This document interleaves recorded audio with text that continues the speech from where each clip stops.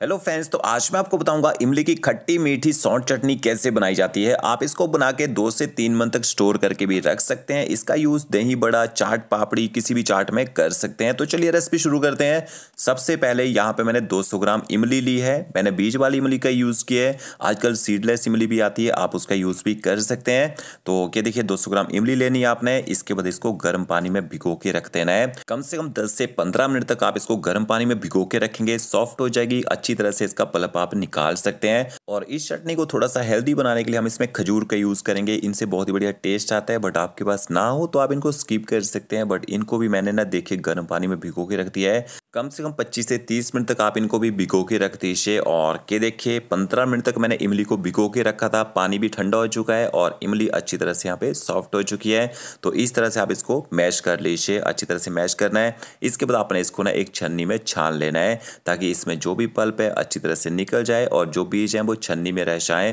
तो अच्छी तरह से आपने इनको छानना है। थोड़ा सा पानी डालना चाहे, ऊपर से थोड़ा सा पानी भी डाल सकते हैं। इससे क्या होगा, जो इसका पल्प है वो अच्छी तरह से निकल जाएगा। तो देख सकते हैं जो बीज हैं वो छन्नी में रह गए हैं और पल्प सारा हमारा बॉल में निकल चुका है। अगर आपको लगता है थोड़ी सी इमली में पल्प बची है, थोड़ा सा पानी में भिगो के रख सकते हैं 5 मिनट तक, जो पल्प बची होगी वो भी निकल जाएगी। तो पहला स्टेप आपने यही करना है, पल्प आपने निकाल लेनी है इमली की। और इसका देख सकते हैं जो खजूर हमने भिगो के रखे थे वो भी सॉफ्ट हो चुके हैं। इसके अंदर जो सीड होता है इसको आपने निकाल लेना है यहाँ पे।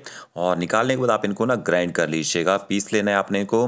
बट इससे पहले हम एक मसाला बना के तैयार करेंगे, इससे अच्छा टेस्ट आता है। 1 चम्मच आपने साबुत जीरा लेना है, 1 चम्मच आप सौंफ ले लीजिए और 1 चम्मच आपने यहाँ पे काली मिर्च ऐड करनी है। सौंफ से चटनी में अच्छा फ्लेवर आता है और काली मिर्च से क्या होता है, केवल गले में हम खट्टी चीज़ें खाते हैं, इन्फेक्शन वगैरह हो जाता है ना, तो ये उससे बचाती है। तो आपने ना इन मसालों को ड्राई रोस्ट करना है। कितनी देर, कम से कम 2 से 3 मिनट तक मीडियम फ्लेम में आप इनको ड्राई रोस्ट कर लीजिए। इससे इन मसालों के अंदर जो थोड़ा सा मॉइस्चर होता है वो खत्म हो जाएगा और अच्छी तरह से हम इनको ग्राइंड कर पाएंगे। तो देखिए मसालों को मैंने ड्राई रोस्ट कर लिया है। इसके बाद आप इनको ठंडा कर लीजिए।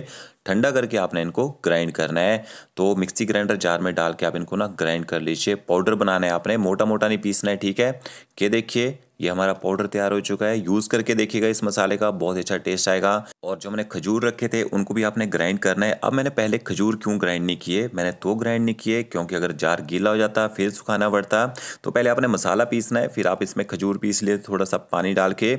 और 300 ग्राम यहाँ पे मैंने गुड़ लिया है, गुड़ को मैंने तोड़ लिया है यहाँ पे। तो 200 ग्राम इमली की चटनी बनाने के लिए 300 ग्राम आपने गुड़ का यूज़ करना है। तो सबसे पहले यहाँ पे मैंने स्टेनलेस स्टील का पैन लिया है।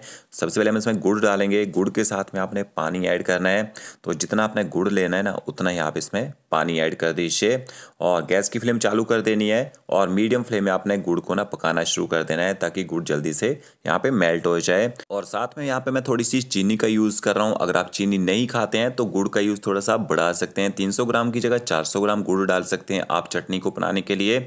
और मीडियम फ्लेम में आराम से आपने इसको मेल्ट करना है, ज़्यादा तेज़ गैस नहीं रखनी है, नहीं तो जो हमने पानी डाला है इसमें वो कम हो जाएगा, चटनी को पकाने का टाइम कम मिलेगा। इसके बाद आपने इसमें पिसे हुए खजूर ऐड कर देने हैं और थोड़ा सा खजूर का पल्प रह जाएगा मिक्सी ग्राइंडर जार में चिपका हुआ, थोड़ा सा पानी डालिए, उसको भी मिक्स करके डाल दीजिए यहाँ पे। अच्छी तरह से खजूर को भी गुड़ के साथ आप यहाँ पे मिक्स कर लीजिए। और इसके बाद आपने इसमें ना इमली का पल्प ऐड कर देना है। और एक बात, इस चटनी को बनाने के लिए ज़्यादा टाइम भी नहीं लगता है और ज़्यादा मेहनत भी नहीं लगती है। आप इसको 15 से 20 मिनट में घर पर बना सकते हैं, बहुत ही जल्दी बन के तैयार हो जाती है। तो देखिए सारे का सारा पल्प यहाँ पे मैंने डाल दिया है। इमली के पल्प को भी अच्छी तरह से यहाँ पे मिक्स कर लेते हैं। और गैस की फ्लेम आपने ना हाई कर देनी है, ताकि जल्दी से बॉयल आ जाए। जितनी जल्दी बॉयल आएगा उतनी ही जल्दी आपकी चटनी बन के तैयार होगी। और जो झाग दिख रही है ना आपको, इस झाग को आपने ना मिक्स नहीं करना है साथ में, क्योंकि ज़्यादा लॉन्ग टाइम अगर आपने इस चटनी को स्टोर करना हो तो झाग को निकालना ज़रूरी होता है। देखिए इस तरह से आप इस झाग को ना निकाल लीजिए। और साइडों में मोटा मोटा देखिए कितना मोटा झाग जमा है ना, तो इस झाग को आपने जरूर निकालना है अगर आप चटनी को लॉन्ग टाइम के लिए बना रहे हैं। और इसके बाद आपने इसमें वो मसाला ऐड करना है, जो पिसा हुआ मसाला मैंने बना के रखा था, बट पूरा मसाला नहीं डाला है, सिर्फ 2 ही छोटे चम्मच मैंने भर के मसाले के डाले हैं। और इसके साथ में आप इसमें सौंठ पाउडर ऐड कर दीजिए। ड्राई जिंजर पाउडर मार्केट में इजीली मिल जाता है। नमक ऐड करेंगे, 1 छोटा चम्मच आपने इसमें नमक डालना है और 1 छोटा चम्मच भर के आपने इसमें काला नमक ऐड करना है। और इन मसालों को भी अच्छी तरह से आप यहाँ पे मिक्स कर लीजिए। अगर आपको लगता है अभी आपकी चटनी थिक हो रही है ज़्यादा ही, तो आप इसमें थोड़ा सा पानी का यूज़ कर सकते हैं, क्योंकि 10 से 15 मिनट पकाना ज़रूरी होता है इसको।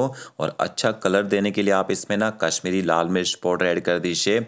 इसका जो कलर है थोड़ा सा रेड और डार्क रहना चाहिए, तो कश्मीरी लाल मिर्च पाउडर से थोड़ा तीखा भी हो जाएगा और अच्छा चटनी में कलर भी आ जाएगा। तो एक छोटा चम्मच भर के डालना है आपने।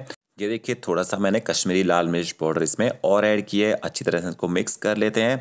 और यहाँ पे मैंने चटनी को कम से कम 15 मिनट तक पका के तैयार कर लिया है। चटनी अच्छी तरह से थिक भी हो चुकी है देखिए, और अच्छा इसमें कलर भी आ चुका है। इसके बाद आपने इसमें थोड़े से ना मगज ऐड करने हैं, मेलन सीड, ये भी मार्केट में मिल जाते हैं इजली। तो इनको आपने ना हल्का सा ड्राई रोस्ट कर लेना है। एक बड़ा चम्मच देखिए मैं यहाँ पे मैंने मगज लिए हैं। गैस की फ्लेम आपने मीडियम रखनी है, जब तक ये थोड़े से चटकना शुरू ना हो जाए ना तब तक आप इनको ड्राई रोस्ट कर लीजिए। लॉन्ग टाइम तक चटनी को चलाते हैं, इनको थोड़ा रोस्ट करके डालेंगे तो ये ख़राब नहीं होती है जल्दी।